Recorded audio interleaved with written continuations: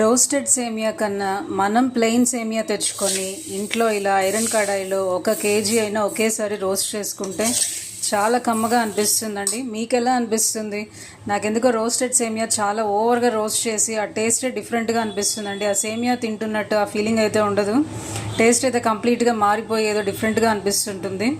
So మనం ఇలా చేసుకోవడం బెటర్ అనిపిస్తుంటుంది నాకు. 1 కేజీ సేమియా ఇలా తెచ్చి ఐరన్ కడాయిలో రోస్ట్ చేసుకుంటే 1 మంత్ 2 మంత్స్ అయినా హ్యాపీగా వాడుకోవచ్చు అండి. డబ్బాలో పోసేసుకొని సేమియా ఉప్మా, సేమియా పాయసం ఒకేసారి మొత్తం రోస్ట్ చేసి పెట్టుకుంటే ఈజీగా ఉంటుంది మనకు.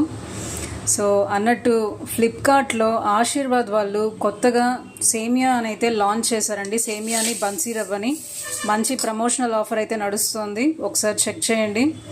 సో మరి ఇంతవరకు మన ఛానల్ దివ్యామృతాన్ని సబ్స్క్రైబ్ చేయకపోయింటే ఛానల్ సబ్స్క్రైబ్ చేసుకోండి. వీడియో నచ్చితే లైక్ చేయండి. మన ఛానల్లో చాలా హెల్దీ రెసిపీస్ ఉన్నాయి, తప్పకుండా సబ్స్క్రైబ్ చేసుకోండి.